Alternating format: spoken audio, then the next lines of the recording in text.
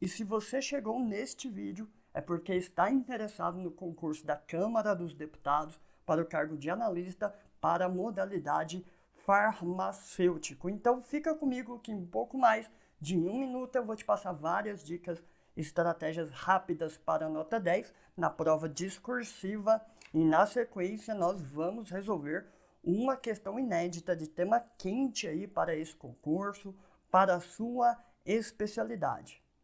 Bem, para quem ainda não me conhece, eu sou o Diego Souza, sou professor e também perito criminal e em vários concursos de nível superior que foi aprovado.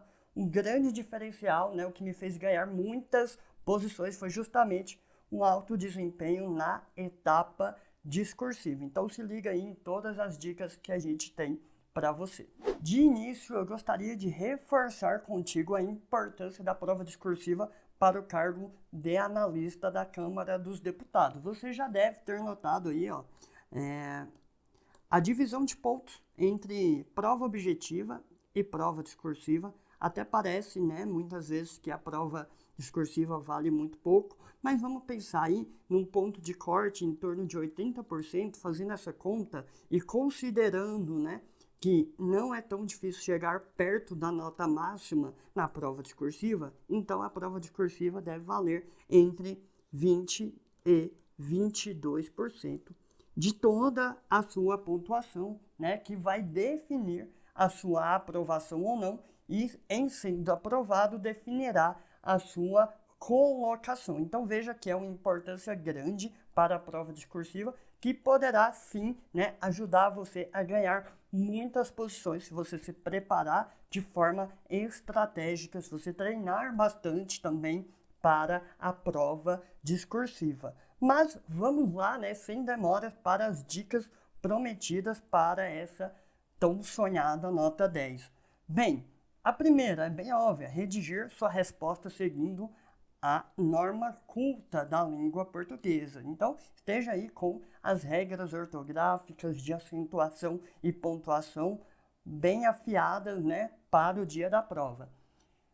Segunda dica: realizar uma boa estruturação do texto, pegar cada ideia central em um parágrafo, tá? Cada ideia central, cada comando pedido no enunciado em um parágrafo, isso vai demonstrar uma boa estruturação. Não fugir do tema e dos comandos solicitados, óbvio, né? Então, se pede para você falar de A, você não vai abordar o assunto B, só porque você sabe mais do B. E também, dentro de A, ele vai pedir subtópicos ali, conceitos ou exemplos. Siga, né, atenda esses comandos na ordem que são pedidos. Isso vai te ajudar a ter uma nota maior.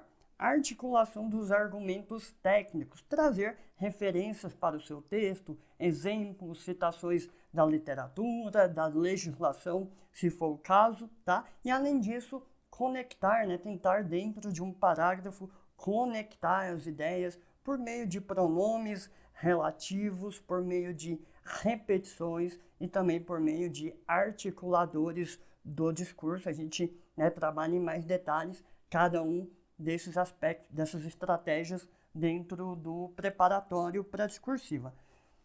Mais uma: sem ou com poucos erros ortográficos, se relaciona com a primeira dica, né? Mais uma: respeitar a estrutura do texto, margens e parágrafo. Então, isso aqui entra dentro do visual do seu texto, né? Tem que estar bem formatado, usando todos os espaços da linha, fazendo a translineação, que é a separação silábica, respeitando as margens, indicando o início de cada parágrafo. Tudo isso te ajuda a ganhar uma pontuação mais elevada. E a última dica, não menos importante, é: baixe o e-book aí, o e-book gratuito com dicas e estratégias para a prova discursiva. O link para vocês baixarem esse e-book está na descrição desse próprio vídeo.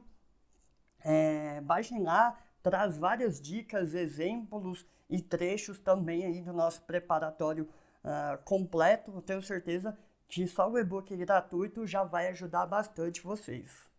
Pessoal, e mais uma dica de ouro aí, antes da gente ir para a nossa questão inédita aí para a sua especialidade, é você entender que a correção, pessoal, ela é comparativa. O corretor vai ter em mãos a sua discursiva e um padrão de resposta da banca. Então, para aumentar a chance de você ter nota boa, né? Se for pedido para você ali, aborde os aspectos A, B, C, estruture o seu texto abordando A, B e C na mesma ordem que foi solicitado. Isso vai facilitar ali as coincidências entre o seu texto e o texto padrão da banca, aumentando a sua chance de nota. Uma outra dica, né, dentro do entendimento da correção comparativa é você usar e abusar das ditas, né, que nós chamamos de palavras-chave dentro daquele assunto. Diego, mas o que são essas palavras-chave? Como é que a gente vai trabalhar? Como é que eu vou lembrar delas, né? A gente trabalha melhor isso dentro do preparatório, mas aqui já, né, já vai uma boa noção, né? São palavras que são mais específicas, são mais utilizadas dentro de um determinado contexto. São palavras que fogem do nosso vocabulário do dia a dia, mas quando eu pego ali uma aula de um determinado assunto, essas palavras se repetem bastante. Então, lembrar dessas palavras-chave, ou da videoaula do professor, ou, né, de dentro de um PDF aí de teoria, vai ajudar bastante. Então, para ficar mais palpável, vamos pegar aqui um exemplo da sua área específica, do seu conteúdo específico, para a gente visualizar melhor o que seriam essas palavras-chave. Então, pessoal, pegando aqui uma típica aula de biossegurança em laboratório clínico, né, dentro do seu conteúdo específico, a gente consegue localizar com facilidade alguns exemplos de palavras-chave, como riscos, aqui ficou repetido, mas riscos biológicos também aparece bastante, biossegurança, laboratório, controle, contaminação, agente biológico, material infeccioso, análise do risco, biosseguridade, boas práticas e por aí vai. EPI, POPs, né, que são os procedimentos operacionais padrão. Então, sempre, né, que aparecer uma questão, por exemplo, sobre esse assunto aqui, ó, biossegurança em laboratório clínico, sempre que eu lembrar dessas palavras-chave que se encaixam no que eu estou abordando no texto, né? Seja eu lembrando ali da videoaula do professor, da matéria, ou do PDF que eu estudei, ou do meu resumo, sempre que eu lembrar dessas palavras-chave, eu tenho que trazer, né, ela para dentro do meu texto. Por quê? Porque isso aumenta a chance de coincidência entre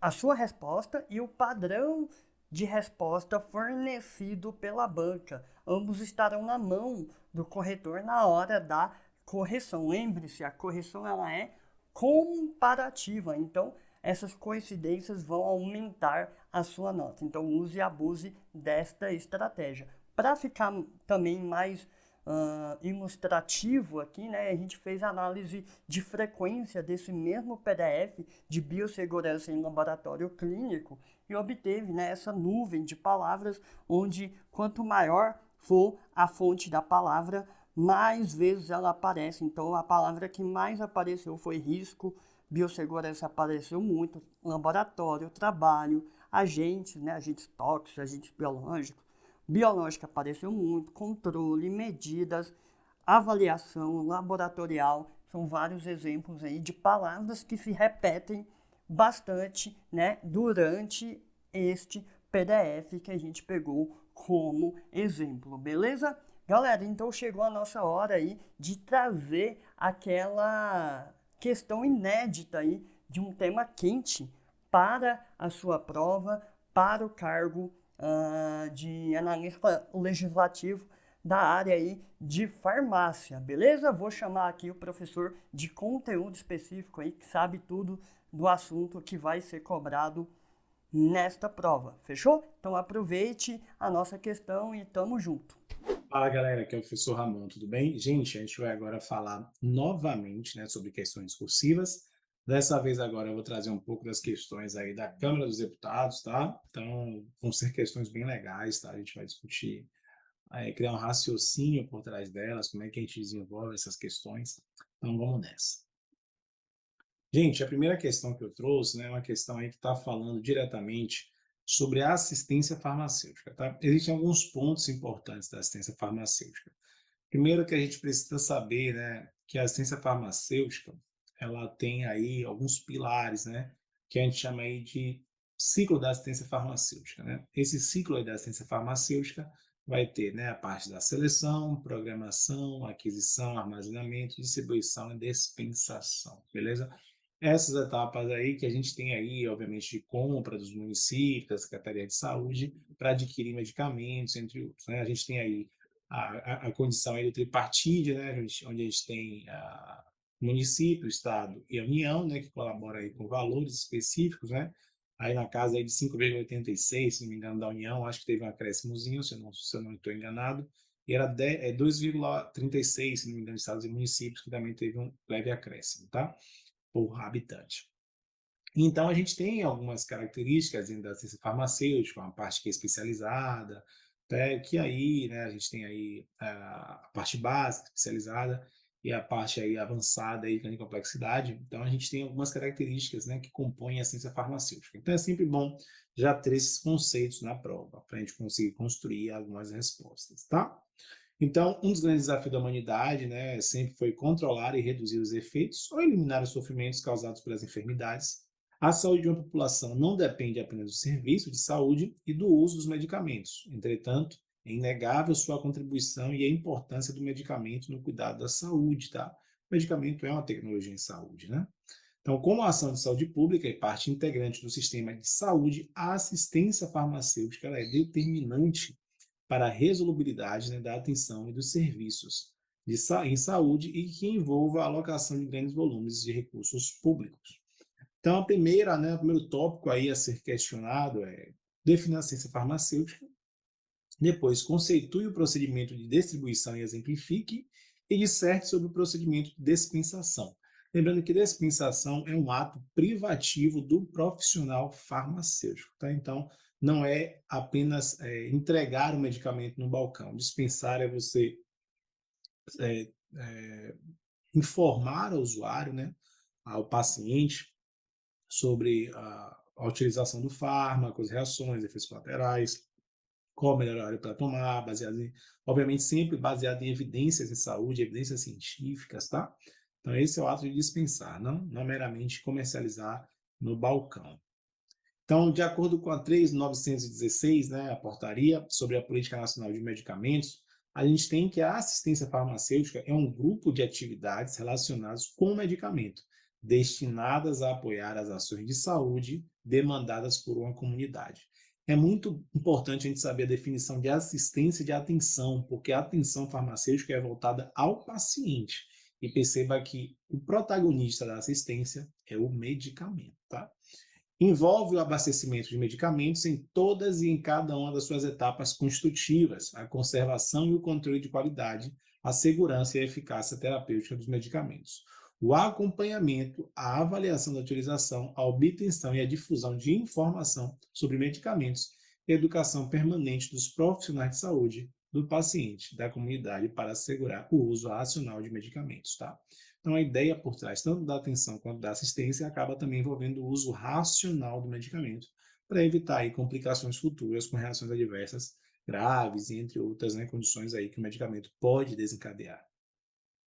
Sobre distribuição, né, a distribuição é a qualidade do atendimento prestado ao paciente, também a gente tem aí relacionado ao processo de uma distribuição eficiente, tá? Então, o procedimento de distribuição é isso, né? É o ato de distribuir com qualidade. Dentro de uma unidade hospitalar, a gente tem diversos processos de distribuição, principalmente quando a gente tem uma central de abastecimento farmacêutico e a gente tem ali farmácias satélites, né, adjacentes ali dentro do hospital.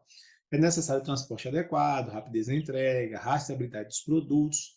A distribuição é feita a partir da requisição do medicamento pelas unidades de saúde, e isso pressupõe planejamento adequado pelo gestor local, de forma que a demanda atenda, né, em tempo hábil, até porque a gente tem medicamentos aí que precisam de uma certa urgência e celeridade para sua entrega. E sobre dispensação, segundo a Política Nacional, né, de Medicamentos, né, a 3.916 da portaria, a dispensação é o ato profissional farmacêutico de fornecer um ou mais medicamentos a um paciente, né? Obviamente a outro paciente também. Geralmente como uma resposta à apresentação de uma receita elaborada por um profissional autorizado, sendo ele médico, dentista, né, tal, ou médico veterinário, obviamente se for um animal aí, paciente da farmácia veterinária. Neste ato, o farmacêutico informa e orienta o paciente sobre o uso adequado do medicamento.